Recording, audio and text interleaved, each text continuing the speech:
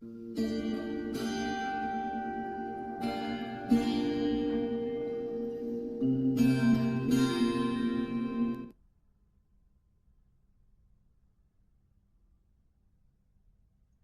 Hello ladies and gentleman, ये genetics का दूसरा लेक्चर है। इससे पहले वाले लेक्चर में हमने डिस्कस किया था कि व्हाट इज़ जेनेटिक्स। सो हम ये जान चुके हैं अभी कि जेनेटिक्स क्या होता है। तो जेनेटिक्स में ही आगे स्टडी कंटिन्यू करने से पहले हमें बहुत इम्पोर्टेंट है इस बारे में जानना कि हाउ लाइफ ओरिजिनेटेड, और कैसे, क्यों ये इन्फॉर्मेशन हमारे लिए इम्पोर्टेंट है जेनेटिक्स में आगे बढ़ने से पहले, ये हम जानेंगे आज के इस लेक्चर में। So without any delay let's continue.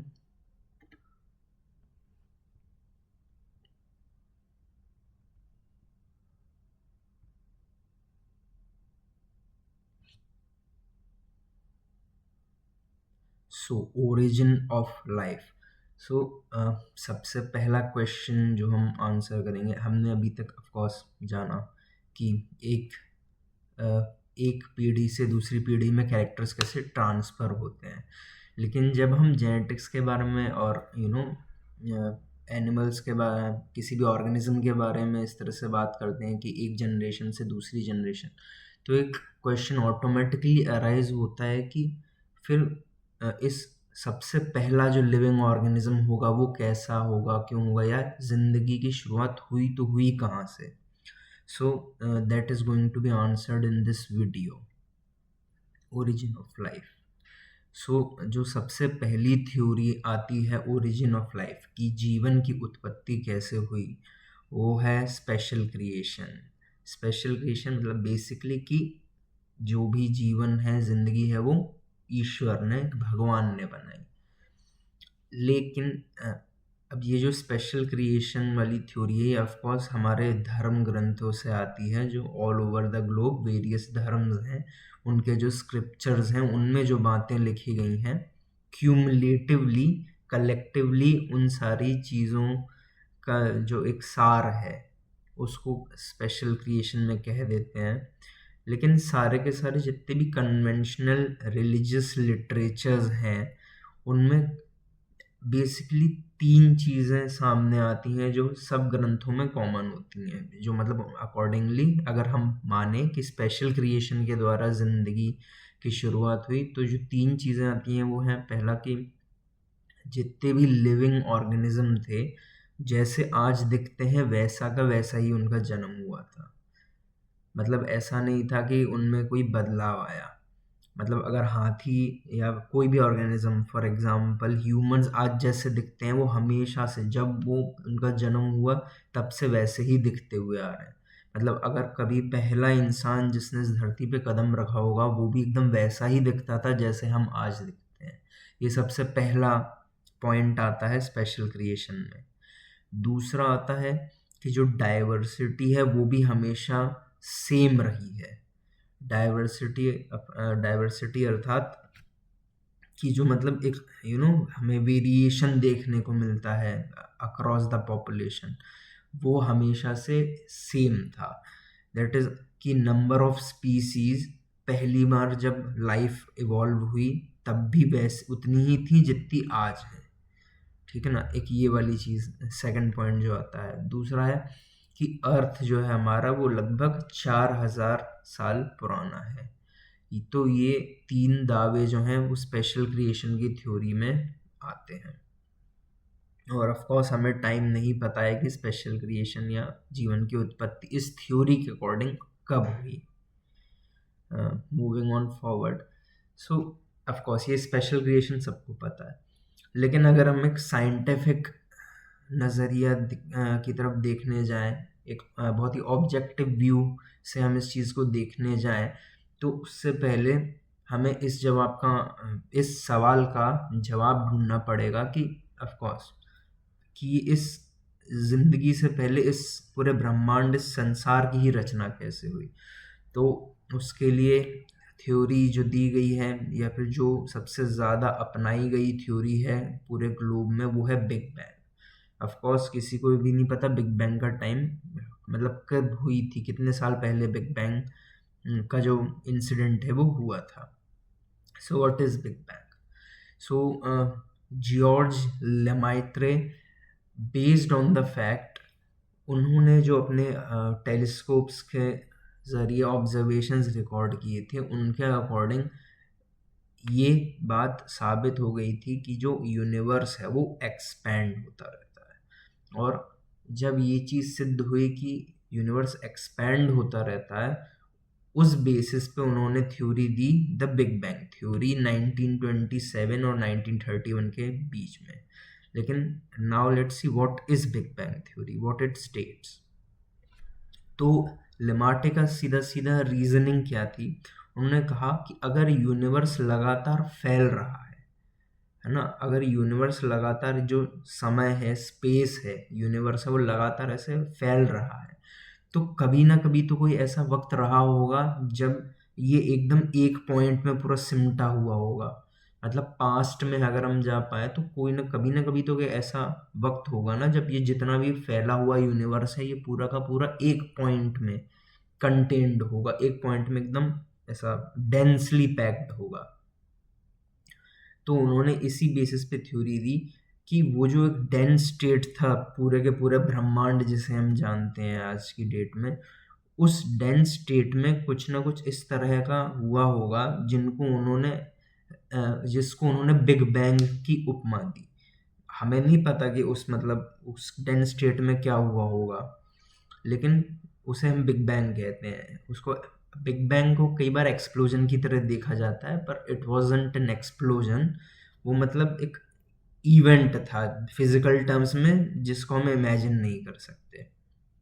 तो बिग बैंग के बाद क्या हुआ, उस पॉइंट से पूरा मैटर फैलने लगा, स्पेस और टाइम का क्या कहते हैं उत्पत्ति हुई। और मार्केटली ये माना जाता है, ये हमारे पास अब तक की सबसे क्या कहते हैं रिलायबल थ्योरी है कि इसी तरह से हमारे यूनिवर्स का जन्म हुआ। अब जैसे जैसे यूनिवर्स फैल रहा था, यूनिवर्स का टेम्परेचर, तापमान डाउन जा रहा था। प्राइमरी एलिमेंट्स जैसे हाइड्रोजन और हीलियम जो थे वो बन चुके थे। जो गैसेस थी वो कंडेंस हो रही थी, और इन गैसेस के कंडेंस होने के कारण बहुत सारी गैलेक्सीज बनी, जो कि आज के प्रेजेंट डे यूनिवर्स में हम देखते हैं। जो गैसेस थी और जो ग्रेविटेशन था उनके प्रभाव में गैलेक्सीज बनी। इन्हीं बहुत सारी गैलेक्सीज में एक गैलेक्सी हमारी है जिसे हम मिल्की वे गैलेक्सी कहते हैं, जिसमें हमारा सोलर सिस्टम है। उस सोलर सिस्टम के तीसरे नंबर का ग्रह जो है वो है ऑफ कोर्स अर्थ। तो अर्थ की उत्पत्ति भी उस समय तक हो गई थी, लेकिन अर्थ पे किसी भी तरह का कोई एटमॉस्फेयर नहीं था। ये 4.5 बिलियन ईयर्स पहले की बात हम कर रहे हैं। ओके, सो बिग बैंग के दौरान, बिग बैंग के बाद ही मतलब जब अर्थ फॉर्म हो गया और ये पूरी चीज़ हो गई, जो वाटर वेपर्स थे, methane that is CH4, carbon dioxide CO2 जिसे कहते हैं, अमोनिया NH3, ये सब रिलीज हो रही थी। जो मॉल्टन मास था अर्थ की सरफेस पे, उससे ये सब इमिट हो रहे थे, उसमें से इनकी उत्पत्ति हो रही थी। The UV rays from the sun, जो सूरज था उससे यूवी रेज जो है वो पानी को हाइड्रोजन और ऑक्सीजन में ब्रेक डाउन कर रही थी, जिसके कारण क्या हुआ, जो H2 था, जो हाइड्रोजन था, वो बहुत हल्का होता है, इसके कारण वो क्या कहते हैं यूनिवर्स में या स्पेस में एस्केप हो गया। लेकिन जो ऑक्सीजन था वो क्या कहते हैं अमोनिया और मीथेन से कंबाइन होकर उसने पानी बनाया, कार्बन डाइऑक्साइड बनाया और अदर गैसेस बनाई, जो हमारे अर्थ की ग्रेविटी में ट्रैप होके एक एटमॉस्फेयर बन गई। इसी वक्त ओजोन लेयर भी बनी, और जैसे जैसे सब कूल डाउन हुआ उसके बाद water vapours fell as rain, उसका बाद बारिश चालू हुई। अब ये जो बारिश थी ये ऐसे नहीं कि कुछ वक्त की बारिश थी, ये सालों तक, करोड़ों सालों तक चलने वाली बारिश थी। और इस बारिश का पानी ही आज की डेट में हमारे समंदर, हमारे ओशियंस हैं। जितने भी गड्ढे थे अर्थ में वो सब जो आज समंदर हैं, ओशियंस हैं, वो इसी बारिश के कारण भरे थे, ऐसा माना जाता है। मतलब ऑफ कोर्स कंक्लूसिवली आप प्रूव नहीं कर सकते, पर जो जो हमारे पास एविडेंसेस हैं उनके बेसिस पे अगर लॉजिक और तर्क अप्लाई किया जाए तो यही सबसे पॉसिबल एक्सप्लेनेशन समझ आता है। और उसी दौरान जब पानी भर गया बारिश, और यही जब पानी था और एटमॉस्फेयर बन चुका था, हमारी पृथ्वी पे लाइफ अपीयर हुई। नाउ लाइफ अपीयर कैसे हुई, इसकी भी बहुत सारी अलग अलग थ्योरीज है।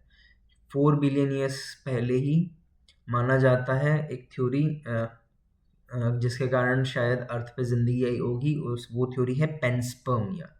सो पेंस्पर्मिया थ्योरी बेसिकली ये कहती है कि जो जिंदगी है, जो लाइफ है, वो मतलब यहाँ पे ओरिजिनेट ना होके कहीं और ओरिजिनेट हुई थी, और वहाँ से बाहर से एलियंस या फिर माइक्रोब्स या फिर किसी भी प्रकार का जो जीवन था वो एस्ट्रॉइड्स के रूप में पृथ्वी पर आया, और यहाँ से फिर जिंदगी चालू हुई कि मतलब हम एलियंस हैं, हम बाहर से आए हुए हैं। इस तरह का पेंस्पर्मिया थ्योरी कहती है।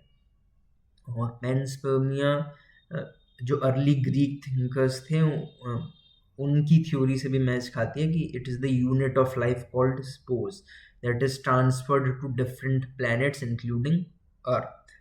कि मतलब मोटा माटी जिंदगी जो है अर्थ पे इवॉल्व नहीं हुई है, कहीं बाहर बनी थी और वहां से यहाँ पर आई है। This is the theory of panspermia. Now Prometheus is a good movie based on this theory कि जिंदगी जो है कहीं बाहर से आई थी, कहीं बाहर से लोग आए और उन्होंने अर्थ पे क्या कहते हैं वास किया। So nice movie if you want to see. Panspermia के बाद जो अगली थ्योरी है जो बहुत ज़्यादा ही मानी जाती है वो है spontaneous generation. Okay, so what is spontaneous generation? So 19वीं शताब्दी के बीच तक भी बहुत सारे बायोलॉजिस्ट मानते थे कि जो प्रिमिटिव ऑर्गेनिजम्स होते हैं, जो बहुत बेसिक ऑर्गेनिज्म होते हैं, जैसे मच्छर, मक्खी या कीड़े पड़ जाते हैं जो मैगेट्स होते हैं, ये सब जो जानवर हैं, ये जो लिविंग मैटर होता है उसी में से एकदम मतलब फ्रेशली बनते हैं। इसको कहते हैं स्पॉन्टेनियस जनरेशन। मतलब कि मृत मृत वस्तुओं से, मृत लिविंग मैटर से अपने आप ही इनका जन्म होता है स्पॉन्टेनियसली, अपने आप। लेकिन ये थ्योरी जो है बहुत लंबे टाइम तक दो मानी गई, लेकिन फिर भी बहुत सारे साइंटिस्ट आए जिन्होंने इस थ्योरी को अपोज किया अपने एक्सपेरिमेंटल एविडेंस के बेसिस पे। फॉर एग्जांपल रेडी और स्पेलेंजानी, जिन्होंने क्या एविडेंस प्रेजेंट किया है कि इनके एक्सपेरिमेंट के अकॉर्डिंग जब डेड ऑर्गेनिक मैटर या dead living matter, for example meat जो है, उसको अगर मैं किसी फ्लास्क में डाल दूं और ऊपर से उसको कॉर्क जो होता है वो लगा दूं, तो हमें किसी भी तरह का कोई भी न्यू लाइफ नहीं देखने को मिलती है। सिमिलरली अगर मैं एक गॉज लगा दूं, कपड़ा लगा दूं उसी, तो भी मुझे ऐसा कुछ देखने को नहीं मिलता है। लेकिन अगर उस बीकर को मैं खुला छोड़ दूं तो ऑफकोर्स उसमें कीड़े पड़ जाते हैं, उसमें से फ्लाइज आने लगते हैं, मैगट बन जाते हैं। सो ये एक्सपेरिमेंटल एविडेंस दिया था, पर ये इतना क्या कहते हैं इसको एक्सेप्ट नहीं किया गया, क्योंकि जो क्या कहते हैं तर्क दिया गया था इस एक्सपेरिमेंट को अवॉइड करने के लिए वो ये था कि क्योंकि आप उस चीज़ को कवर कर दे रहे हो आप, है ना, तो वहाँ तो लाइफ पहुंच नहीं पा रही है, कुछ इस तरह का था शायद तर्क कि अगर आप इसको अनकवर्ड रखते हो तो स्पेस मिलता है लाइफ को एंटर करने के लिए। तो दो ये प्रूफ था, लेकिन इतना एविडेंशियल मतलब एकदम अच्छा प्रूफ नहीं था कि डाउट्स क्लियर हो सके। अनटिल 1859 में लुइस पास्चर और टिंडल ने फिर से एक्सपेरिमेंट दोहराया, पर अलग तरह से, जिनने कंक्लूसिवली प्रूव किया कि जिंदगी या लाइफ जो है वो स्पॉन्टेनियसली अपने आप किसी डेड ऑर्गेनिक मैटर से जन्म ले ही नहीं सकती। और उसके लिए उन्होंने जो एक्सपेरिमेंट्स किए वो थे, उन्होंने बीकर लिया ऑफ कोर्स, बीकर में उन्होंने वही डेड ऑर्गेनिक मटेरियल, सूप या मीट जो भी है वो रखा। उसके बाद उस फ्लास्क को क्या कहते हैं, हीट अप किया, उसके अंदर का जो मटेरियल है, मैटर है, उसको हीट किया, और उसके बाद उसकी जो गर्दन, जो फ्लास्क की जो गर्दन या नेक है उसको मोड़ दिया, और उस पर कोई कॉर्क या कॉटन कुछ नहीं लगाया। उसके बाद उन्होंने उसको वैसा का वैसा ही रख दिया, और उन्होंने क्या ऑब्जर्व किया कि जो फ्लास्क थे दो, उनमें कुछ भी गॉज नहीं लगा था, कॉर्क नहीं लगा था, उनमें कोई बैक्टीरिया का प्रेजेंस या किसी भी तरह की किसी भी जिंदगी का, मच्छर मक्खी फ्लाइज, किसी का भी कोई प्रेजेंस नहीं देखा गया। लेकिन ऑन द अदर हैंड उन्होंने क्या देखा, उन्हीं फ्लास्क जिनकी गर्दन मुड़ी हुई थी और उनमें कुछ नहीं कोई भी मतलब जिंदगी का कोई नामो निशान नहीं था, उन्हीं फ्लास्क की उन्होंने जब गर्दन तोड़ दी और उसको वैसा का वैसा ही रख दिया, तो बैक्टीरिया का प्रेजेंस था। तो बेसिकली यहाँ पे मतलब वही वाली चीज़ हो गई कि हाँ, ऐसा नहीं था कि ये जो नए बैक्टीरिया या फ्लाइज जो ऑब्जर्व किए जा रहे थे, ये इसलिए थे क्योंकि ये डेड मटेरियल से ही आ रहे थे। और ये लुइस पास्चर का एक्सपेरिमेंट जो है बहुत ही कंक्लूसिवली उसने प्रूव किया कि स्पॉन्टेनियस जनरेशन नहीं होता है, और उन्होंने बहुत ही इफेक्टिवली ये प्रूफ कर दिया कि कोई भी ऑर्गेनिज्म जो है अपने जैसे ही एक ऑर्गेनिज्म से ही जन्म लेता है।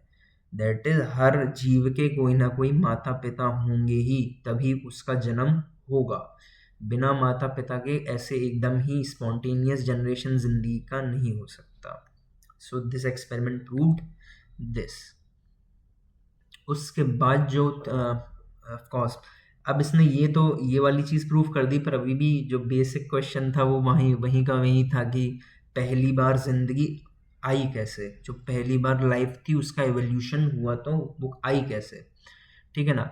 तो इसके लिए जो थ्योरी दी गई वो थी केमिकल एवोल्यूशन। अब केमिकल एवोल्यूशन वैसे तो बहुत सारे साइंटिस्ट्स का क्यूमुलेटिव वर्क है, कि मतलब बहुत सबने मिल के बहुत थोड़ा थोड़ा इसमें फीड किया है इस थ्योरी में, इसको प्रूव करने में। लेकिन जो सबसे पहले नाम है इस थ्योरी को लेके, वो है Oparin from Russia and Haldane from England, जिन्होंने इस थ्योरी को प्रपोज किया था कि जो फर्स्ट फॉर्म ऑफ लाइफ है वो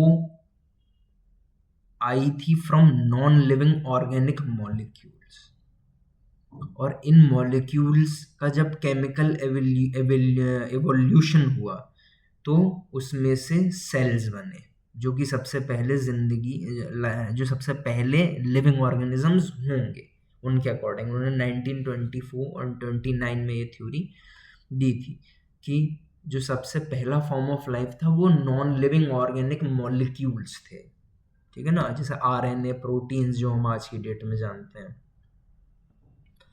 अब इस थ्योरी को प्रूव करने के लिए जो एक एक्सपेरिमेंट बहुत फेमस है एस.एल. मिलर द्वारा, जो कि एक अमेरिकन साइंटिस्ट थे, तो उन्होंने क्या किया, उन्होंने 4.5 बिलियन ईयर्स अगो अर्थ पे जो जो कंडीशंस थी उनको लैब में क्रिएट करने का कोशिश की। तो उन्होंने क्या किया, he created a electrical discharge in a closed flask.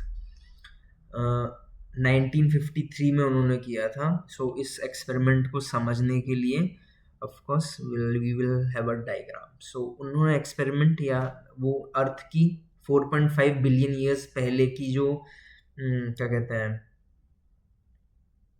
Conditions हैं वो कुछ इस प्रकार तैयार की थी।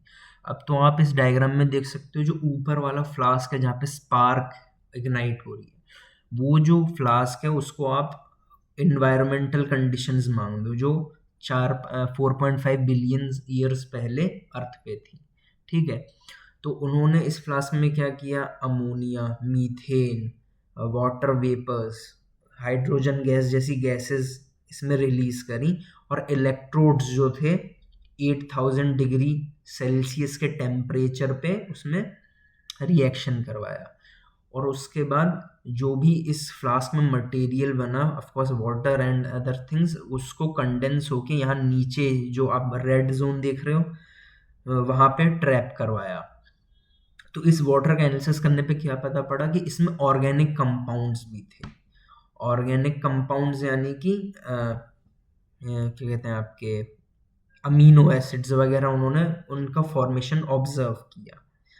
सिमिलरली ऊरे जैसे साइंटिस्ट भी थे, उन्होंने भी इस एक्सपेरिमेंट को जब अलग से किया तो अलग अलग जगहों पे अलग अलग क्या कहते हैं ऑर्गेनिक मैटर जो है या ऑर्गेनिक मॉलिक्यूल जो हैं उनका फॉर्मेशन देखा। कुछ ने देखा कि शुगर्स फॉर्म हो रहे थे, कुछ ने देखा नाइट्रोजन के बेसिस फॉर्म हो रहे थे, कुछ ने देखा पिगमेंट्स एंड फैट्स जो हैं वो बन रहे थे। और जो मीटियोराइट्स होते हैं जो अर्थ पे गिरते रहते हैं, उनका भी जब एनालिसिस किया गया तो उनमें भी इसी तरह के कंपाउंड्स जो थे उनको देखा गया। और इस पूरे के पूरे लिमिटेड एविडेंस के बेसिस पे केमिकल एवोल्यूशन जो है उसको सबसे ज़्यादा माना जाता है। मतलब ये सबसे ज़्यादा अप्रोप्रिएट थ्योरी है कि सबसे पहले लाइफ कैसे इवॉल्व हुई होगी। सो ऑफकोर्स ये जो मॉलिक्यूल्स थे ये किस तरह के दिखते होंगे या ये रेप्लिकेट कैसे करते होंगे उस वक्त पे हमें कोई आइडिया नहीं है, लेकिन ऑफकोर्स ये सबसे अप्रोप्रिएट थ्योरी है कि इन्हीं मॉलिक्यूल्स ने एक साथ जुड़ के पहला ऑर्गेनिज्म जो है वो बनाया होगा, जो कि ऑफकोर्स एक जायंट मॉलिक्यूल होगा जो खुद से रेप्लिकेट कर सकता होगा, जो अपने जैसे ही और को जन्म दे सकता होगा। कुछ इस तरह का मॉलिक्यूल रहा होगा जो सबसे पहली बार, जिसको हम लाइफ कह सकते हैं, रहा होगा। और इन्हीं मॉलिक्यूल्स के द्वारा एवोल्यूशन और कॉम्प्लेक्स बायोडाइवर्सिटी जो है आज की वो इवॉल्व हुई होगी। मतलब यही मॉलिक्यूल जो है इनसे क्या होगा, पहला सिंगल सेल बना होगा, फिर वो जो सिंगल सेल है वो मल्टीप्लाई करता रहा होगा बहुत वक्त तक, और वो जो सिंगल सेल है उसी में डाइवर्सिटी आई होगी। उन्हीं सिंगल सेल से फिर मल्टी सेलुलर कंपाउंड्स बने होंगे, फिर वो मल्टी सेलुलर कंपाउंड से मल्टी सेलुलर ऑर्गेनिज्म बना होगा। और इस तरह से एवोल्यूशन और प्रकृति जो एनवायरनमेंट है उसके अलग अलग फैक्टर्स के कारण क्या होगा, एक ऑर्गेनिज्म बना होगा बहुत टाइम के बाद। और ये सब अप्रॉक्सीमेटली 2 बिलियन ईयर्स पहले की बात है।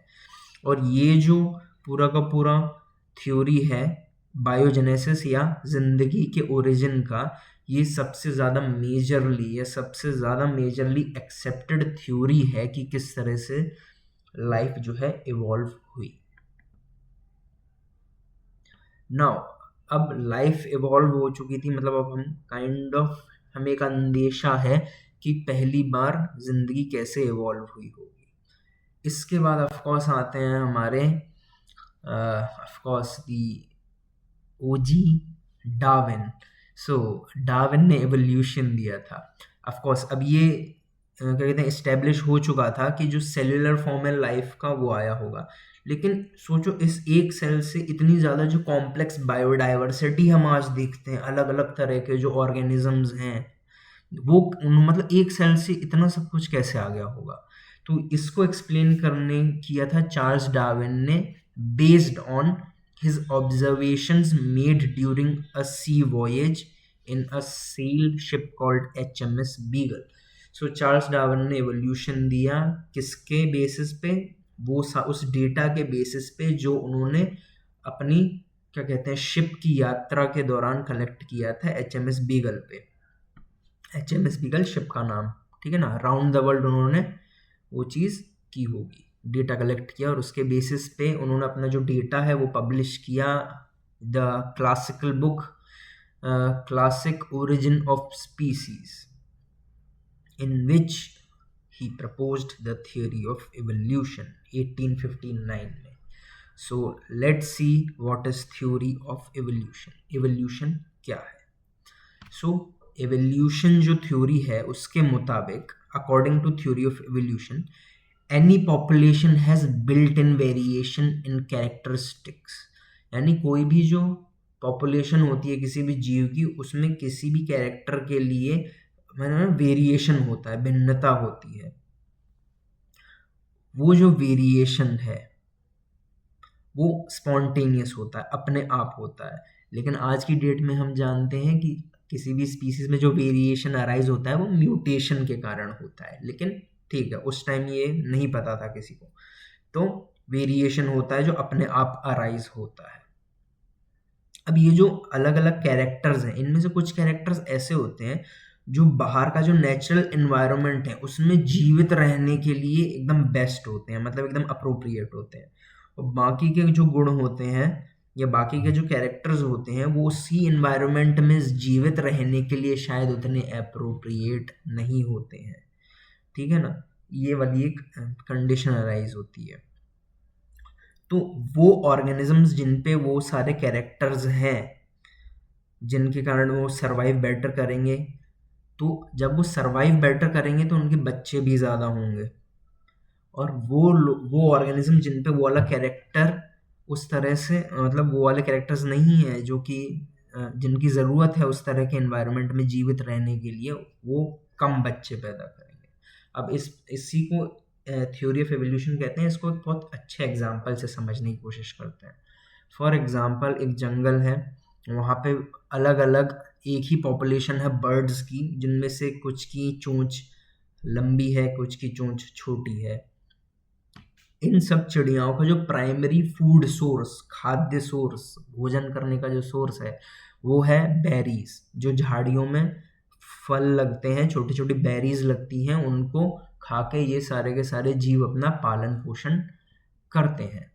लेकिन अब मान लीजिए due to some environmental factors उसी जंगल में बाढ़ आ जाती है और सारे के सारे जो फूड सोर्स है वो चला जाता है, ख़त्म हो जाता है। लेकिन जिंदा तो अभी भी रहना है, जिंदा रहने के लिए खाना अभी भी लगेगा। तो अब एक अल्टरनेट फूड सोर्स या वैकल्पिक जो खाना है वो है क्या, जो ज़मीन में कीड़े हैं। ठीक है ना, जो ज़मीन में कीड़े हैं वो एक वैकल्पिक खाना है, क्योंकि खाने को अब और कुछ बचा नहीं है। अब इस कंडीशन में जो जो ऑर्गेनिज्म जिनकी चोंच लंबी है, जो जो ऑर्गेनिज्म हैं जिनकी चोंच लंबी है, वो आसानी से ज़मीन में से कीड़ों को निकाल निकाल के अपना पेट भर पाएंगे। लेकिन जो ऑर्गेनिज्म जिनकी चोंच छोटी है, जो चिड़िया जिनकी चोंच छोटी है, वो अपना पेट शायद उतने अच्छे से नहीं भर पाएंगे। अब इसके कारण क्या होगा, जिनको पूरा नरिशमेंट मिल रहा है, जिनका पेट भरा हुआ है, वो रिप्रोड्यूस कर पाएंगे, वो अपने जैसे और को जन्म दे पाएंगे। लेकिन और जो दूसरी चिड़िया हैं जिनकी चोंच छोटी है, वो शायद उतने प्रोजेनी रिप्रोड्यूस ना कर पाए। और इसी को क्या कहते हैं, थ्योरी ऑफ एवोल्यूशन में फिटनेस कहा गया है। फिटनेस क्या है अल्टीमेटली, कि कौन सा जीव कितने ज़्यादा बच्चे या कितने अच्छे तरीके से बच्चे पैदा कर पा रहा है। सो fitness is ultimately the reproductive fitness. So hence जब हम कहते हैं कि बेटर फिट इन एनवायरनमेंट, तो मतलब सीधी बात, बेटर फिट क्या, जो उस एनवायरनमेंट में जिंदा रह पाए और रिप्रोडक्शन कर पाए और अपने ज़्यादा से ज़्यादा प्रोजेनी पीछे छोड़ के जा पाए। और इसी को हम क्या कह देंगे, सिलेक्शन। ये नेचुरल सिलेक्शन हो गया, है ना। जिनके ज़्यादा बच्चे हैं नेचर ने उनको सिलेक्ट कर लिया, और जिनके कम बच्चे हैं जो उस एनवायरनमेंट में उतने अच्छे से सर्वाइव नहीं कर सकते, उनके कम बच्चे हैं, तो एक सिलेक्शन हो गया यहाँ पे नेचर के द्वारा। तो ये जो इफेक्ट है ऑफ नेचुरल सिलेक्शन, ये बहुत ही क्वांटिटेटिव और ग्रेजुअल होता है, ये धीरे धीरे होता है, धीरे धीरे। अब इसी के कारण क्या होता है, वेरिएशन आता है पॉपुलेशन में। कुछ पॉपुलेशन है जो सिलेक्ट होकर आगे बढ़ती जाती हैं, और कुछ पॉपुलेशंस हैं जो या तो उनकी मतलब अमाउंट बहुत कम रह जाती है या वो एक्सटेंट हो जाती हैं। So this is the difference in the effect of natural selection, and this is what is evolution, उत्पत्ति जिसे कहते हैं। ओके, नाउ अल्फ्रेड वॉलिस एक नेचुरलिस्ट थे जिन्होंने मलाया आर्किपेलागो में काम किया था, और उनका जो वर्क था, उनने भी कुछ सिमिलर ही तरह के जो ऑब्जर्वेशंस थे वो ऑब्जर्व किए थे उसी वक्त 1859 के दौरान। So this was all about this video. हमने पूरा जाना इस वीडियो के बारे में, क्या क्या नहीं। आई होप आपको समझ आया होगा, and I will see you guys in the next one, and as always, thanks for teaching yourself.